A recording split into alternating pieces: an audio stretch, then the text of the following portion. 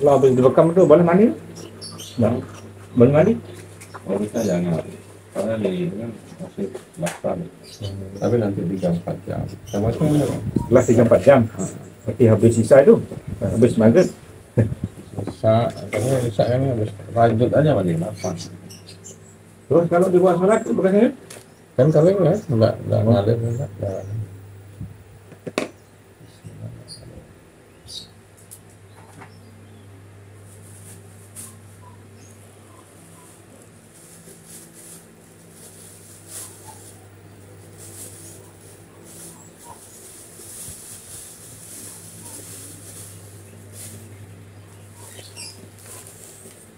Yang nggak bisa dikipas ya? Nggak segitu aja. Masa pinggang. Gelap ya.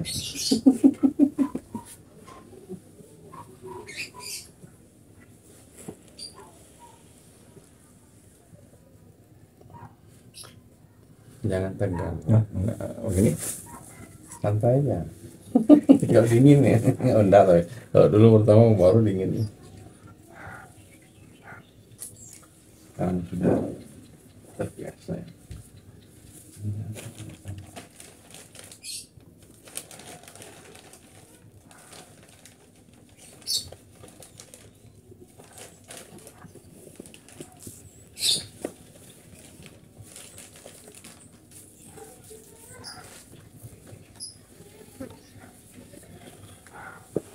Kalau sini aja bisa.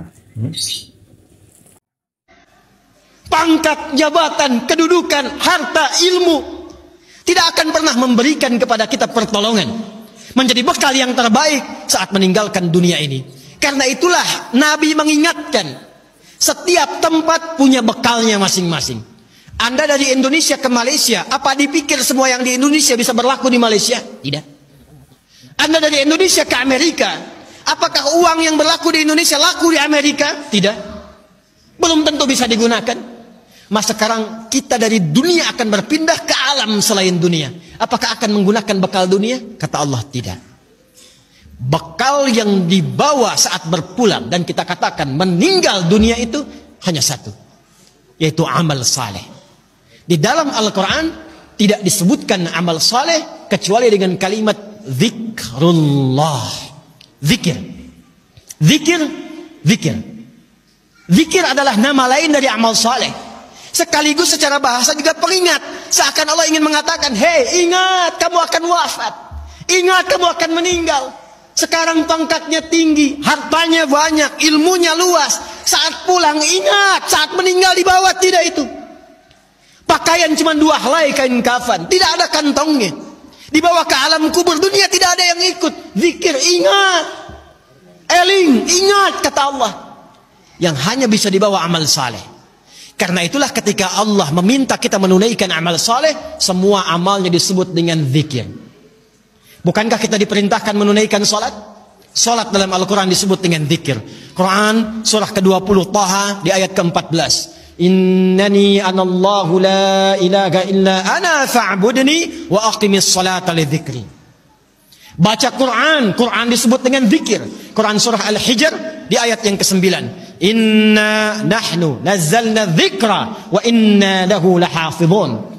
Menghafal Quran disebut dengan zikir. Disebutkan 4 kali di surah Al-Qamar ayat 17, ayat 22, ayat 32, ayat 40. Wa laqad yassarnal Qur'ana lidzikri fahal mim muddakir. Doa itu amal saleh disebut dengan zikir. Quran surah ke-7 Al-A'raf ayat 205. Udzkur rabbaka fi nafsika tadarruan wa khifatan wa dunal jahri minal qaul. Anda setelah salat mengucapkan subhanallah, alhamdulillah, Allahu akbar, itu zikir. Quran surah ke-4 An-Nisa ayat 103. Fa idza qadaytumus salata fadhkurullah. Maka kata Allah, ingat, kalau sudah sampai akhir pekan itu, yang dihitung jangan cuma dunianya. Berapa ya harta yang dikumpulkan selama kerja ini? Di pasar, berapa keuntungan yang diraih? Di kantor, berapa omset yang didapatkan? Berapa pangkat yang sudah diletakkan di pundak itu? Berapa ilmu yang sudah diraih? Kata Allah, ingat saat meninggal, apa bekal zikir yang telah kamu siapkan? Bahkan jangan-jangan sampai sekarang pun, puluhan tahun kita hidup, untuk sholat pun belum mampu mengenal, mengetahui, memahami apa yang kita baca dalam sholat kita. Bahkan diberikan usia yang banyak pun, jangankan menghafal Quran, untuk baca pun masih belum punya waktu. Hadirin, anak-anak sekarang, kami katakan kepada Anda, saya membimbing anak-anak penghafal Quran. Ada yang matanya tak mampu melihat, ada yang otaknya lumpuh, usia 3 tahun, 4 tahun, menghafal Quran sampai hafal 30 juz. Dan ketika kami tanyakan kepada mereka, kenapa Anda menghafal Quran?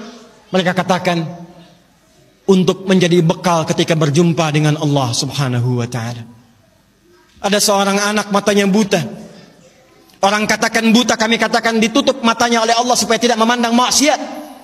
Dia menghafal Quran, bapaknya menggendong, menaikkan ke motor, diantarkan ke penghafal Quran sampai selesai hafalan Qurannya. Ketika dia pulang ditanya, kalau kami ingin berikan hadiah, apa yang kau harapkan? Kata beliau, saya hanya ingin doa saja, supaya Allah meringankan hisab saya di hari kiamat. Saya ingin katakan, ya Allah, saya mengakui saya banyak berbuat dosa, maka mohon dengan Quran yang telah hamba hafalkan ini, kurangi hukuman kami ya Allah, ringankan hisab kami ya Allah.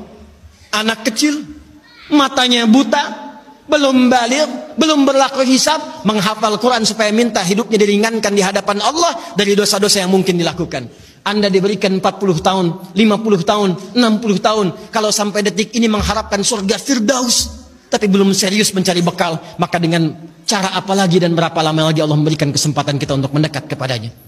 Karena itu insan beriman, bangun kekuatan, bangun silaturahim, jauhi sifat terpecah belah, jauhi polarisasi. Satukan cinta di antara kita. Setelah itu tingkatkan ibadah kita. Niatkan setiap pekerjaan kita untuk mendapatkan ridha Allah Subhanahu wa ta'ala. Dan setiap tempat yang kita pijak, pakaian yang kita kenakan, kelak semua akan bersaksi di hadapan Allah. Itulah ikhtiar dan ibadah kita.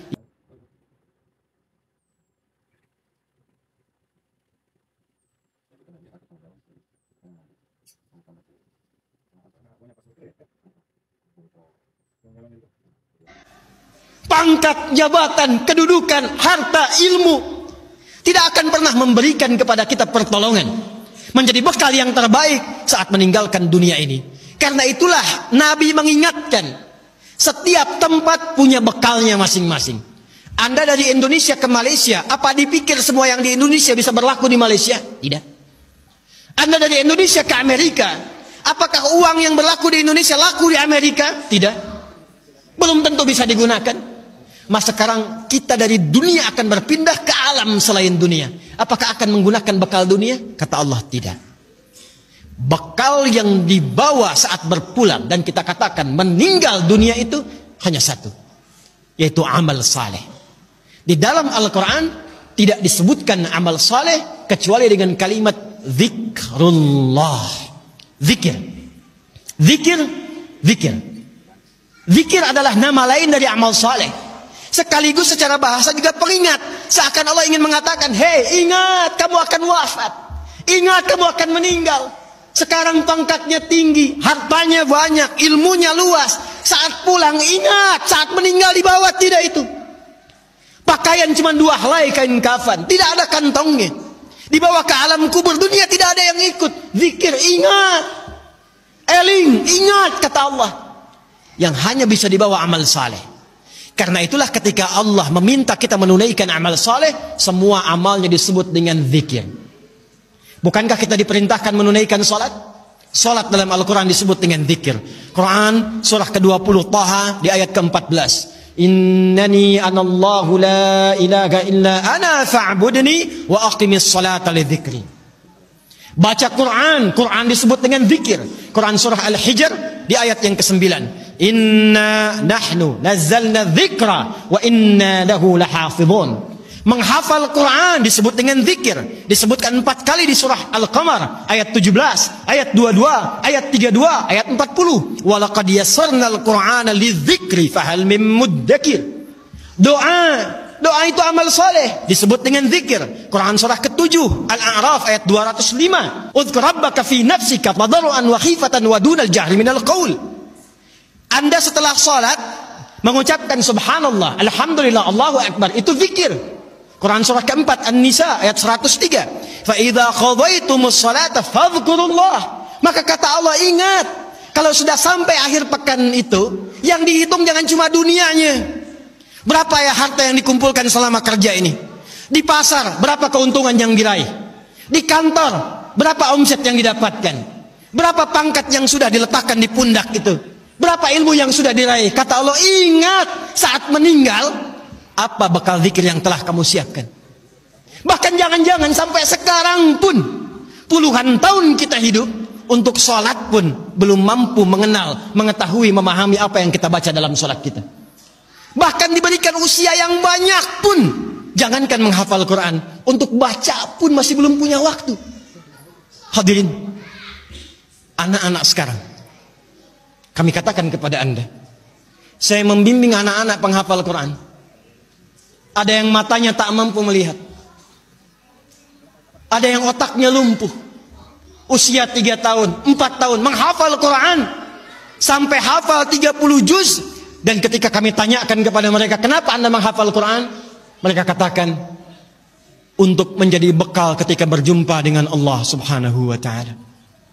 Ada seorang anak matanya buta. Orang katakan buta, kami katakan ditutup matanya oleh Allah supaya tidak memandang maksiat. Dia menghafal Quran, bapaknya menggendong, menaikkan ke motor, diantarkan ke penghafal Quran sampai selesai hafalan Qurannya. Ketika dia pulang ditanya, kalau kami ingin berikan hadiah, apa yang kau harapkan? Kata beliau, saya hanya ingin doa saja, supaya Allah meringankan hisab saya di hari kiamat. Saya ingin katakan, ya Allah, saya mengakui saya banyak berbuat dosa, maka mohon dengan Quran yang telah hamba hafalkan ini, kurangi hukuman kami ya Allah, ringankan hisab kami ya Allah. Anak kecil, matanya buta, belum baligh, belum berlaku hisab, menghafal Quran supaya minta hidupnya diringankan di hadapan Allah dari dosa-dosa yang mungkin dilakukan. Anda diberikan 40 tahun, 50 tahun, 60 tahun, kalau sampai detik ini mengharapkan surga Firdaus, tapi belum serius mencari bekal, maka dengan cara apa lagi dan berapa lama lagi Allah memberikan kesempatan kita untuk mendekat kepadanya.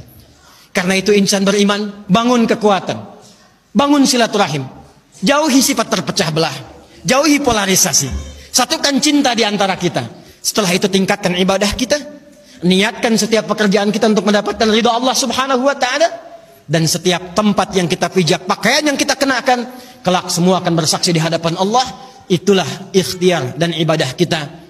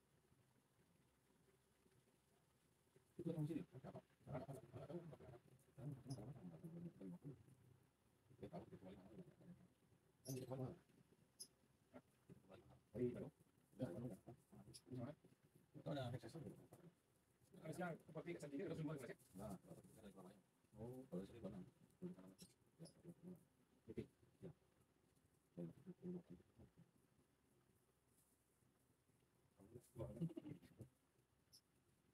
tak mau polanya sini gua tuh.